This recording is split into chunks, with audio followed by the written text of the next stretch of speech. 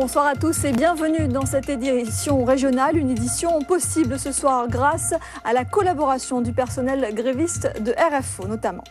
Deuxième jour des négociations entre le LKP et les services restent en majorité fermés. L'apaisement a été de courte durée après une trêve en milieu de semaine. Il semble que la tension sociale ressurgisse de nouveau. Les négociations entamées hier entre le collectif Lianage contre Profitation, les collectivités et Yves Gégaud, le secrétaire d'État à l'Outre-mer, n'ont pas permis de débloquer la situation de crise. Les stations essence ont été bloquées, le dépôt de la Sara également, et la plupart des magasins restent fermés. Nous allons y revenir dans quelques instants, mais avant, je vous propose de faire le point sur les discussions qui ont eu lieu aujourd'hui en préfecture. Les différentes parties sont revenues sur la question des salaires, un point très sensible, vous allez le voir, mais en début de séance, le LKP a tenu à rendre hommage aux jeunes travailleurs haïtiens décédés hier après avoir été happés la semaine dernière par une broyeuse de canne à sucre. Alex Robin, Ronnie Maletti. Et parmi les thèmes abordés à l'occasion des pourparlers de ce vendredi, l'essence. Yves Gégaud a débattu des modalités d'une éventuelle baisse du prix des carburants avec les dirigeants de la Sara. Après celle de 30 centimes intervenue en décembre, je vous le rappelle, le comité LKP revendique une nouvelle baisse de 20 centimes. Des échanges à huis clos auxquels nous n'avons pas été conviés. Les images ont donc été réalisées à distance. Le point avec Catherine Lepelletier et Thierry Philippe. Retour à présent sur la première séance de négociation qui s'est achevée hier soir vers 22 h. De nombreuses pistes ont été évoquées, le prix des produits de première nécessité, les bas salaires et le carburant. Résumé avec Éric Rayapin. À l'issue de ces premières négociations, les deux présidents des collectivités territoriales ont réagi. Ils nous livrent leurs sentiments sur la question des bas salaires et la baisse du taux de l'octroi de mer sur le poisson frais. Victorin Lurel et Jacques Gillot sont au micro d'Alex Robin. Écoutons-les. Voilà, les négociations donc se poursuivent. Une interruption de séance vient d'avoir lieu. Je vous propose sans plus tarder de faire un point tout de suite en direct avec Alex Robin qui suit pour nous ces échanges. Il est donc en direct de la préfecture de Basse-Terre. Bonsoir Alex Robin. Entre la presse et Yves Gégaud, la communication n'est pas des plus aisées. Aussi, le CEPAG, le Club Presse Archipel Guadeloupe, dans un communiqué, dénonce l'attitude des services du secrétaire d'État, Yves Gégaud, qui, une nouvelle fois, privilégie la presse nationale à la presse régionale. Le CEPAG refuse, je cite, ce traitement différencié et renouvelle son appel à un traitement équitable de tous les médias. Fin de citation. Depuis ce matin, les employés de la Sara ont entamé à leur tour un mouvement de grève pour soutenir les revendications du collectif Lianage contre Profitation. Bien au-delà de tout amalgame qui pourrait être fait avec le problème du carburant, il s'agit bien là, pour les grévistes, de s'inscrire dans le mouvement contre la vie chère. Eddie Golapcan, Philippe Grenier. Et par ces temps de pénurie d'essence, on observe une recrudescence des vols de carburant. Nouveauté, les voleurs siphonnent les réservoirs en les transperçant. Paul-Henri Scoll et Philippe Grenier. Et je vous le disais au début de ce journal, de nombreux magasins restent encore fermés. Le centre commercial de Destrélan a bien essayé d'accueillir sa clientèle ce matin, mais la tentative a échoué après l'intervention des membres du collectif LKP.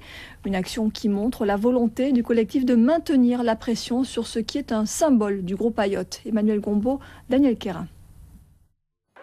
Et je vous rappelle bien sûr que la réalisation de ce journal est bien sûr possible grâce à la collaboration des personnels en grève et des personnels non grévistes bien évidemment aussi.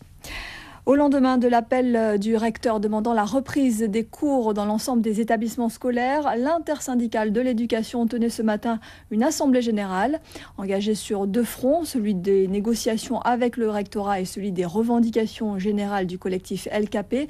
Ses membres l'ont répété. Pas question de reprendre le travail si les négociations avec le rectorat n'aboutissent pas. Steve Prudent, Rémi de France. Et notez qu'en Martinique, le mouvement lancé hier par plusieurs organisations syndicales s'est poursuivi aujourd'hui. Des négociations ont été entamées par le préfet en présence des collectivités locales, de l'intersyndicale et des socioprofessionnels. Elles se poursuivent en ce moment même à la préfecture de Fort-de-France et portent particulièrement sur l'augmentation du pouvoir d'achat des bas salaires. Hier, les services du secrétaire d'État à l'Outre-mer annonçaient qu'un accord avait été conclu avec la Fédération des boulangers de Guadeloupe sur le prix de la baguette. Accord qui prévoit le gel du prix de la baguette à 80 centimes d'euros pendant une année. Mais à peine divulguée, cette information a été démentie immédiatement par la Fédération des boulangers, puis rectifiée par le cabinet du ministre. Les précisions de Laura Séné et de Paul Labéca. Et cette baisse de la matière première devrait être effective le 16 février prochain, donc selon le GMA. Carton rouge pour les banques de Guadeloupe. Elles figurent parmi les plus chères de France. Un autre cheval de bataille pour le combat contre la vie chère. Le ministre de l'économie, Christine Lagarde, a décidé de s'y attaquer et a demandé à l'IEDOM la mise en place d'un observatoire des tarifs bancaires. Éric René, Daniel Quérin. Et le cabinet d'Yves Gégaud a fait connaître ce soir le détail de l'engagement pris par les banques de Guadeloupe et les baisses de tarifs qu'elles proposent. Moins 5 à moins 9% sur la cotisation des cartes de retrait, moins 5 à 10% selon les banques pour les frais de tenue de compte, moins 5 à moins 12% pour la cotisation d'accès à l'Internet bancaire, moins 5 à moins 20% pour l'établissement des chèques de banque, baisse allant selon les banques de moins 5% à la gratuité pour les prélèvements. Ces premières baisses de tarifs n'empêcheront cependant pas les banques installées en Guadeloupe de demeurer les plus chères de France. Il s'agit donc d'un premier pas, vous l'aurez compris. L'IEDOM, l'Institut d'émission des départements d'outre-mer, qui joue ici le rôle de à l'IEDOM par les particuliers. Voilà, ce bureau est installé à Concordia. Avant de refermer ce journal, je vous propose de faire un nouveau point avec Alex Robin, qui, je vous rappelle, se trouve en direct de Basse-Terre. Il y a une suspension de séance dans les négociations. Alex, bonsoir à nouveau. J'imagine que vous avez un invité à vos côtés. Oui. Merci beaucoup, Alex Robin, pour votre intervention. Et donc, on en saura davantage dès demain. Un dernier mot avant de refermer ce journal sur un documentaire qui fait déjà beaucoup parler de lui, Les derniers maîtres de la Martinique, déjà diffusé dans l'Hexagone la semaine dernière. Il le sera ce soir chez nous sur une chaîne concurrente, Canal+, pour ne pas la citer, même s'il a déjà fait l'objet d'une large diffusion sur Internet. D'ores et déjà, M. Alain-Hugues Despointes, le principal protagoniste mis en cause pour ses propos qu'il a tenus dans ce documentaire, a réagi. Selon lui, ces propos ne reflètent pas ses convictions profondes et ont été sortis du contexte dans lequel il les a exprimés.